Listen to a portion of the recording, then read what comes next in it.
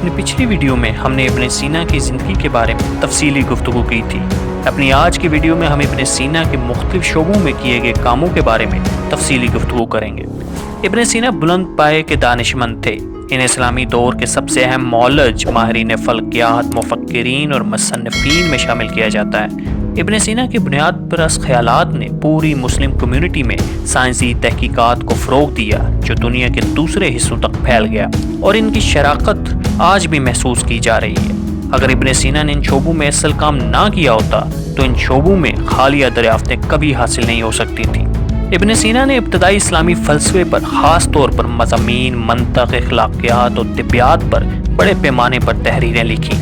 ان کی زیادہ تر کتابیں عربی زبان میں لکھی گئیں، لیکن پھر مشرقی وسطیٰ میں سائنس کی زبان اور کچھ فارسی زبان میں آج تک لسانی اہمیت کی حامل چند کتابیں ہیں جو انہوں نے قریب خالص فارسی زبان میں لکھی ہیں، خاص طور پر دانشمان اعلیٰ فلسفہ برائے الدولہ۔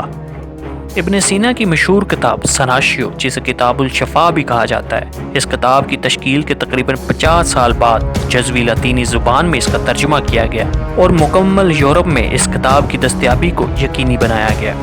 ابن سینا کے نفسیات اور نظری کے علم نے ولیم، جو کہ اورگون سے تعلق رکھتے تھے، اور پیرس کے بشپ کو بہت متاثر کیا، جبکہ ابن سینا کے طبیعیات کے نسخوں نے تھامس ایکوینس کی سوچ کو بہت متاثر کیا۔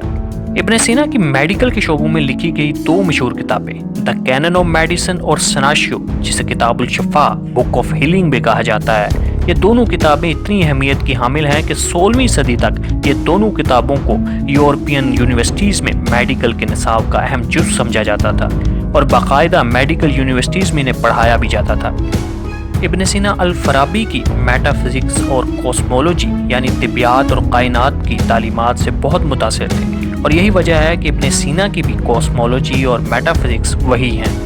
اور ابن سینا نے گریک فلسفرز کی میتھڈولوجی کو استعمال کرتے ہوئے، یعنی کہ آپ یوں کہہ لیں کہ گریک فلسفرز کی لاجک، منطق کو استعمال کرتے ہوئے ابن سینا خدا کی حقیقت اور قرآن کی سچائی کو ثابت کرنا چاہتے تھے۔ اور الفارابی کے بعد ابن سینا نے وجود کے سوال پر ایک مکمل تحقیقات کا آغاز کیا، جس میں انہوں نے اسینس، جس کو عربی میں ماہیات کہتے ہیں، اور ایگزسٹنس یعنی کہ وجود کے درمیان فرق کیا۔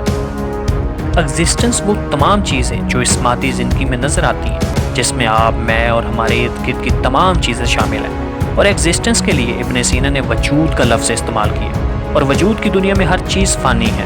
انہوں نے استدلال کیا کہ وجود کی حقیقت کا اندازہ موجودہ چیزوں کے جوہر سے نہیں کیا جا سکتا، اور نہ ہی اس کا محاسبہ کیا جا سکتا ہے، اور جبکہ ایسنس عربی میں جسے ماہیات کہتے ہیں، اور ان کے بارے میں ابن سینا کہتے ہیں کہ ایسنس وہ چیز ہے جو ہمیشہ قائم رہتی ہے۔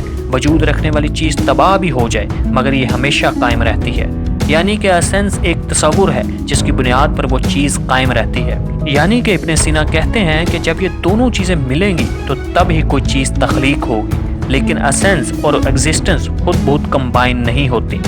وجود اور ماہیات خود بخود نہیں جڑتے، اور ان دونوں کو جوڑنے کا کوئی نہ کوئی کوز ہے، اور اس کوز کو ابن سینا ایجنٹ کوز کہتے ہیں۔ جب بھی ایسنس اور ایگزسٹنس کے جڑنے سے کوئی مادی چیز بنے گی، وہ ایجنٹ کوز کی وجہ سے بنے گی یا جڑے گی، اور یہ ایجنٹ کوز اور کوئی نہیں ہے، خدا باری تعالیٰ ہے۔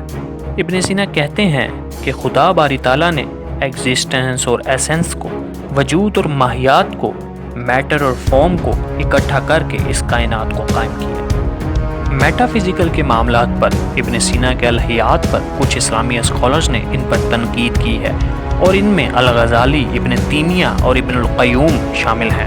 ابن سینا نے خدا کے وجود کے لیے ایک دلیل دی جس کو سچ کا ثبوت کے نام سے جانا جاتا ہے، جسے عربی میں البرہان الصدیقین کہا جاتا ہے۔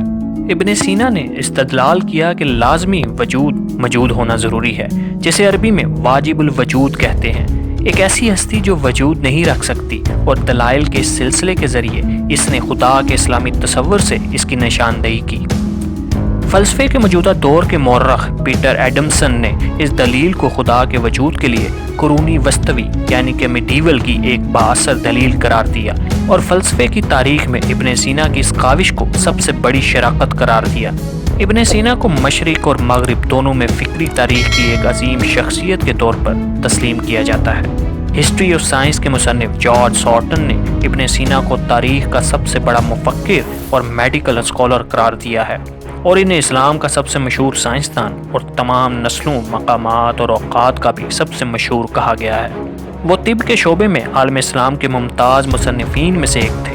موجودہ ایران، افغانستان اور تاجکستان میں وہ ایک قومی ہیرو سمجھے جاتے ہیں اور اکثر اوقات انہیں سب سے بڑے فارسیوں میں شمار کیا جاتا ہے۔ بخارا میوزیم کے باہر ایک یادگار مجسمہ بھی تعمیر کیا گیا ہے اور ان کی یاد میں ہمدان میں 1952 میں ابن سینا میوزیم بنایا گیا اور ہمدان ایران میں ہی ابو علی سینا یونیورسٹی، تہران میں بائیو ٹیکنالوجی ابن سینا ریسرچ انسٹیٹیوٹ، دوشینیا میں ابن سینا Tajik state medical university, Hindustan کے علی گڑھ میں ابن سینا اکیڈمی، کراچی میں ابو سینا اسکول، لاہور میں ابو سینا میڈیکل کالج، ترکی میں ابن سینا فیکلٹی آف میڈیسن اور افغانستان میں ان کے آبائی صوبے بلخ میں ابن سینا بلخ میڈیکل اسکول۔ یہ سب اسکول اور یونیورسٹیز ان کے اعزاز میں بنائے گئے۔ 2003 میں قائم ہونے والا ابن سینا انعام یونیسکو کے ذریعے ہر 2 سال بعد دیا جاتا ہے اور سائنس اور اخلاقیات کے میدان میں ان کی کامیابیوں پر افراد اور گروہوں میں تقسیم کیا جاتا ہے۔ ابن سینا اسلام کے سب سے بڑے فلسفر تھے۔ آپ 980 میں پیدا ہوئے اور 1037 میں آپ کی وفات ہو گئی، اور ابن سینا اپنے زمانے کے پولی میتھ تھے، یعنی کہ ابن سینا تمام چیزوں پر لکھتے تھے۔ آپ بہت بڑے جینیس تھے۔ آپ نے astronomy, astrology, chemistry, alchemy, geology, geography, psychology, فلسفی، theology, logic, mathematics, physics, poetry, ان سب سبجیکٹس پر ابن سینا نے اپنی خدمات پیش کی۔ یعنی کہ آپ اندازہ لگا لیں کہ ابن سینا نے کون سا سبجیکٹ ہے جس کے بارے میں نہ لکھا ہو۔